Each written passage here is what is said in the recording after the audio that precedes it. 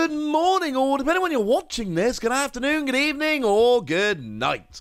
My name's Ross, and as always told, out of Voice of Radio. So today, we've got some amazing secret rare cards that we need to have a little bit of a look at from the upcoming Snow Hazard and Clay Burst expansion. They've gone and been revealed this morning, and they are awesome. We've actually got 9 that we need to have a little bit of a look at today.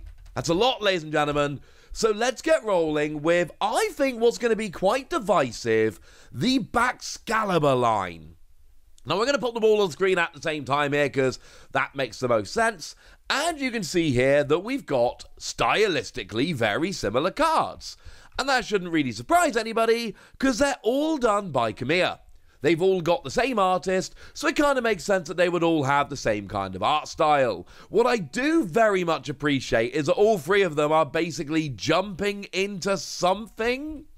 They've all got the same kind of in the air, pointing down pose going on, and that's kind of cool. Now, Kamiya's an artist who is quite divisive. It's a very distinctive style. It's not my personal favourite, but I have a whole bunch of friends who love the art style that Kamiya throws out here, and I kind of like this. Like, I showed you the Pikachu in the set the other day. The Pikachu is drawn by Okacheke. Okacheke, as I've pointed out a few times on this channel, is my absolute favourite. I adore Okacheke. Okacheke is amazing. Scarlet and Violet base set has actually just launched, so think the special art rare or special illustration rare of Penny. That's what we're talking about here. I absolutely adore it. But I'm fully aware that not everybody is going to be a gigantic fan of Okacheke like I am. That's absolutely fine. So no, this is not my personal favourite artist, but the cool thing is there are a lot of people out there for whom Kamiya is one of their favourite artists in the Pokemon TCG, and now they've got an entire line of Backscalibur to enjoy, and that, ladies and gentlemen, that's pretty gosh darn cool. The card, if anyone's forgotten, it's got that classic water type ability that allows you to attach as many water energy from your hand to your Pokemon as you like during your turn. It's pretty gosh darn cool. And they are carrying on with this whole evolution line gets the illustration rare thing. And I'm honestly loving it. I love when they do this. I love the idea that if people are going to be playing this card, you know, Backscalibur, they're now going to have the entire evolution line to play around with, and I think that is extremely cool. So yeah, Backscalibur, awesome. And let's not forget, of course, you got Chen Pao, who was also getting an art or special illustration rare in the set, that's got that attack that does 60 damage for each water energy discarded from all of your Pokemon. So you attach it with Backscalibur, discard it with Chen Pao, do huge damage, and don't forget that Chen Pao's ability lets you search your deck for 2 water energy and put them into your hand. So yeah, this is pretty gosh darned awesome, ladies and gentlemen. If you're gonna be playing this deck moving forward, you've got a lot of great artwork choices. But there's another evolution line in this particular set where we can see the entire evolution line getting some love, and that is Tinkaton. Of course, I showed you Tinkaton EX the other day. We've now got the full evolution line of Tinkaton, going all the way up to the special illustration rare with the EX. And once again, we've got the same artist doing the whole line. We've got Matsuno doing the entire line here. And this is another thing they seem to be doing in the Scarlet and Violet era. Not just giving a particular, you know, an entire evolution line, the special illustration rares or the illustration rares, but actually making it so the same artist does all 3 of them so that you've got that real continuity going all the way up. And I just want it on record that I love this, and I think it's a brilliant idea, and I'm 100% in favour of it. This is absolutely wonderful. So yeah, we've got Tinkaton. The artwork here, it's fine. It's nice to have it all done by the same artist. I have very little to say about the artwork, I'm sorry, but it is still very, very cool. As for Tinkaton EX, remember that's got the awesome attack for 2 colourless energy that does 30 damage for each card in your hand. I am very skeptical as to whether this can be like a top deck, but I kind of want it to be, and I've got a mate called Ian who is determined to make this work, and I wish him all the luck in the world, quite frankly. This is cool. Speaking of cool, by far my favourite one that's gone and been revealed this morning is the Squeaky Billy. We got a special illustration rare of Squeaky Billy, and I adore this. And this is big for me. Now, I've made no secret of the fact Okachek is my favourite artist, Haganosuke is number 2. I've said that a million times. But one of the artists that's really caught my eye is Amelakart. But we've not seen many Amelakart cards. Now, a lot of you are going to recognise this artist, even if you don't know them by name, because they've only actually appeared in Crown Zenith. And they did the alternate art trainer cards. So we had Rescue Carrier, we had Trekking Shoes, we had Ultra Ball, and we had Lost Vacuum. All 4 of those cards, those alternate art item cards, were all done by Amelakart. But they did actually do a single Pokemon in the set as well. It is the alternate art of the Bibarel, and that is one of my favourite cards in Crown Zenith. I adore that card.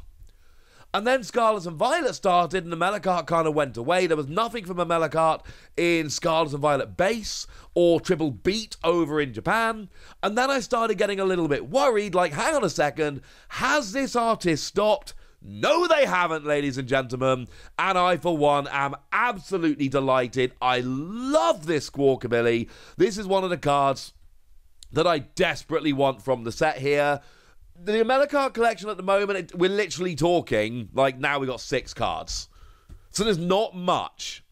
But, oh, goodness gracious me, I absolutely adore this. And I'm really hoping that that means there's going to be more of these in the future, because I adore this artist and I would love to see some other artwork from them. As for Squeaky Billy itself, it's good, ladies and gentlemen.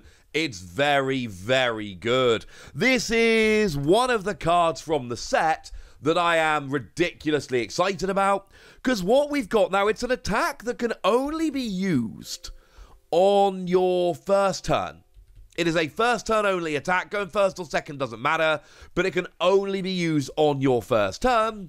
Lets you discard your hand and draw 6 cards. It is also limited to once per turn, regardless of how many Squeaky Billy you've got. So it is very much just a one-shot thing.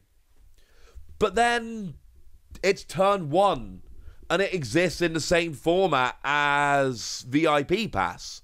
So what you do here very nicely is, if you find a Battle VIP Pass turn 1, because remember that's another card that can only be used turn 1, you play it and one of the cards you get is Squeaky Billy, job's a good un. And if you don't get a Battle VIP Pass turn 1, you just don't get Squeaky Billy. Job's a good un. I love this card. I'm also a huge fan of using Fortin to turn it into another Pokemon afterwards. Basically just, swap it for basic Pokemon on this card, job's a good un, get it off the field, everybody's happy. That's something else that I am a big fan of doing. And yeah, this is a card, I imagine I'll be putting this as a one-of into every deck moving forward. It's also got a nice attack, single colorless energy, 20 damage, attach 2 basic energy from your discard pile to your bench Pokemon in any way you like. I'm not loving the 160 HP and the fact that it gives up 2 prizes, but I love the ability here, and look at this artwork.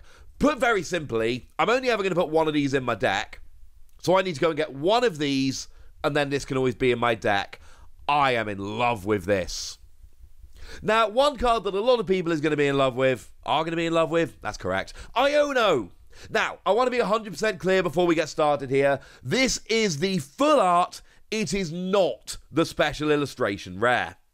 There is going to be a special illustration rare. I am entirely confident about that. They would not miss the opportunity to do that. That would be silly. But as it stands at the moment, this is the full art, the secret rare. That is very important. There is, to put it simply, a better version of this. Of course, we've just had a look. Scarlet and Violet has just come out in English. And, let's look at the Miriam, the full art and the special illustration rare. Both very cool cards, but one looks a lot cooler and one is a lot more sought after. That is the special illustration rare. So get ready. There is going to be an even better version than this. Although, let's be 100% clear, especially in Japan, this is going to be a ridiculously expensive card. It is worth noting, of course, that even things like Miriam, when they come over here, they do not hold the same value as in Japan. So if you want to get this card nice and cheaply, you're going to want the English version. If you want a version which is going to hold its value and be super sought after and all of that good stuff, you're going to want the Japanese version. But remember, Iono is also a ridiculously good card. It says that both players shuffle their hands and put them at the bottom of their deck, and then you draw a number of cards equal to your remaining prizes. It's the amazing comeback card. So you've got a very popular character, a full-on stunning card here in terms of playability, and this is going to be sought after. It's not going to be that expensive in English. None of the supporter cards are. But in Japanese, this is going to be a very expensive card. But wait for the special illustration rare, because that's going to get dumb. And then we can finish off with Grisha. Now, Grisha is going to be making his debut in this set, and this is another one. It needs to be borne in mind. We are talking here about a full art, not a special illustration rare. I'm not quite so sure Grisha's getting a special illustration rare. I think there's a good chance he does, but it does need to be borne in mind that Iono is pretty much a lock. She is very much kind of the poster child for the set. Grisha's got a good shot, but it's not a guarantee. The thing is, Grisha's another really good card. Draw until you have 5 cards in your hand, but if you have no energy attached to any of your Pokemon, draw until you've got 7 cards in your hand instead, which is honestly pretty gosh darn awesome and pretty gosh darn cool. So there we go. For me, it's Squeaky Billy. That is the card reveal today that I am super hyped about, but there are a lot of good cards, a lot of things worth getting excited about, and now it's over to you guys. Tell me what you think about these cards. Tell me which is your favourite. Go nuts in the comment section, but be nice. And then make sure you like this video, subscribe to this channel, follow me on Twitter at the Wasi. That's where we talk Pokemon card games, all kinds of fun things. And please do consider checking out patreon.com/PTCG Radio, where you can support the channel, get some bonus podcasts, join a Discord, all kinds of fun things. Oh, and get shout-outs on the channel, like the lovely Kieran, who's been a supporter of ours for a while now and is a very lovely person. So thank you very much for all the support and for being a very lovely person. But by far the most important thing as always, look after yourselves till next time, would ya? Thank you very much for watching. My name's Ross and you've been watching PTCG Radio.